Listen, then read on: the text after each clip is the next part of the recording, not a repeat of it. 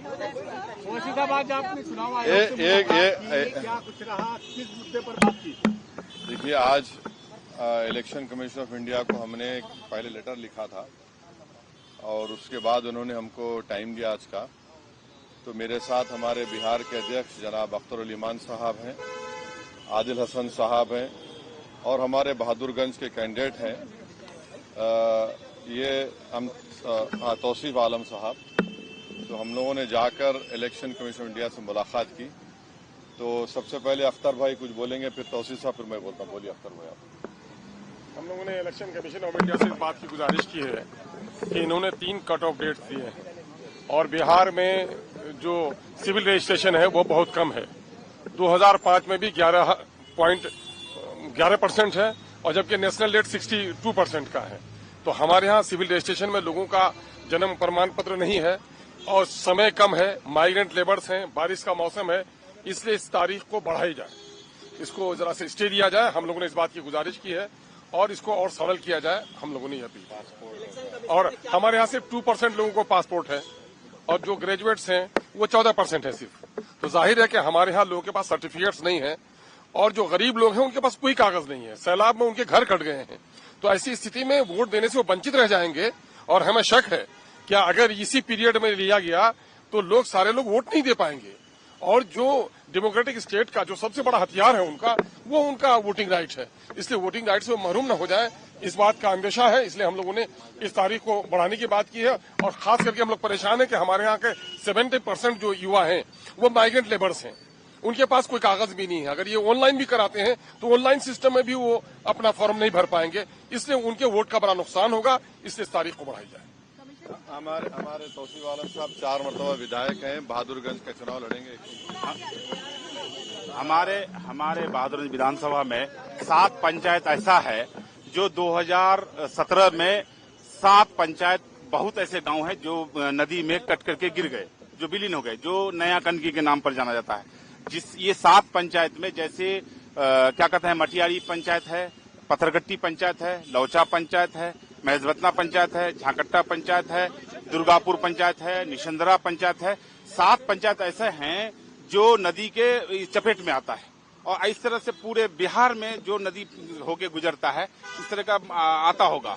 तो हमारा कहने का मतलब है 2017 में जब गांव कट गए तो सारा कागजात चले गए, तो वो कहां से वोट दे पाएंगे। इसलिए हम चाहेंगे कि इसको रद्द किया जाए जो अभी ये किया गया है। देखिए,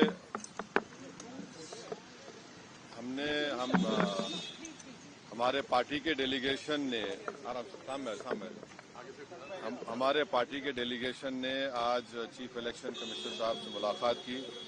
हमारा पहला उनसे पॉइंट ये था कि ये एसआईआर जो हो रहा है पॉलिटिकल पार्टी से कंसल्टेशन नहीं किया गया और हमने उनको अपने रिप्रेजेंटेशन में ये बताया है, एक एग्जाम्पल दिया है। देहरी विधानसभा का 2212 नंबर है उसका, रोहतास डिस्ट्रिक्ट में, वहां पर जून 2025 तक भी लोगों के नाम ऐड हो रहे थे, डिलीशन हो रहा था। तो ये जो फैसला ईसीआई ने, इलेक्शन कमीशन ने लिया, वो जून में लिया, तो इसका तो कोई जिक्र भी नहीं है क्यों लिया। और फिर सिर्फ चंद दिनों में आपने कह दिया कि इतने करोड़ लोगों के नाम आने चाहिए। फिर हमने इस सीईसी को बताया कि आखिर कोई सेपरेट मैकेनिज्म आप क्यों नहीं क्रिएट करते। जैसा अभी हमारे विधायक ने कहा कि कई ऐसे लोग बिहार के जो माइग्रेंट लेबरर्स हैं, देश के कोने कोने में काम कर रहे हैं, अब उनका राइट तो वायलेशन हो जाएगा। आर्टिकल 19 के तहत तो उनको एम्प्लॉयमेंट के लिए निकले हैं, अब उनके नाम के इंक्लूजन के लिए क्या स्पेशल मैकेनिज्म होगा।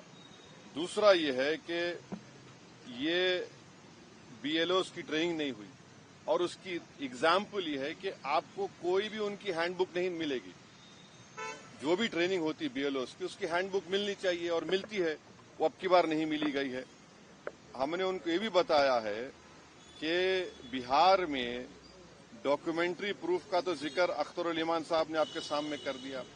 पहला उनका प्रेस नोट देख लीजिए 24 जून का, उसमें उन्होंने क्या कहा। फिर उसको उन्होंने अमेंड किया, 30 जून को कहा कि 4.93 करोड़ वोटर आएंगे। अब 6 जुलाई का नोटिफिकेशन देके कह रहे हैं कि आप नाम डाल दीजिए, डॉक्यूमेंट्स बाद में दीजिए। तो ये जो इस तरीके से इलेक्शन कमीशन जो एक्सरसाइज कर रहा है, ये हमारी नजर में it reeks of administrative mala fide, suffers from non application of mind. और हमने सीसी साहब को कहा कि आप 2024 की जो इलेक्शन को उसको आप क्वालिफाइंग लिस्ट क्यों नहीं मानते? भाई 24 में तो हमने वोट दिया, अब 25 में आप कह रहे हैं कोई डॉक्यूमेंट दो। तो ये हमने उनसे पूछा और हमने उनको बताया कि आपने 2024 में जो वोट डालने दिया, आप 25 में डॉक्यूमेंट पूछ रहे हैं, तो ये तो 2 क्लास ऑफ वोटर्स आपने क्रिएट कर दिया, जो आर्टिकल 14 का वायलेशन है। आप कोई रीजनेबल जस्टिफिकेशन नहीं दे पा रहे हैं। और एक बात हमने उनके सामने कही कि ये जो भी एक्सरसाइज उन्होंने किया है, इसका कोई लॉ से नहीं निकल रहा है, it is purely N administrative law के तहत किया, तो इसका भी मैलाफाइडे उसमें होता है। और आखिर में हमने उनको बताया कि सुप्रीम कोर्ट का एक जजमेंट है, जिसमें हमारे पहले रिप्रेजेंटेशन में हमने जिक्र किया था, जो 2005 का सुप्रीम कोर्ट का जजमेंट है, जिसमें सुप्रीम कोर्ट ने साफ तौर पर कहा लाल बहा हुसैन में कि the misuse of powers by ERO to disenfranchise electors, possibility of time, effective judgement of ERO जो यहां पर हो सकता है, and consequence of having one name included in the previous electoral roll. तो ये सब बातें हमने ईसीआई के सामने रखी हैं, क्योंकि उन्होंने 3 डेट्स दिए, before 87, between 87 and 2004 and after 2004। तो ये हमने कहा कि इससे अगर कोई इलीगल माइग्रेंट्स है, मान लीजिए, तो 2024 में उनको वोट डालने का इख्तियार क्यों दिया आपने?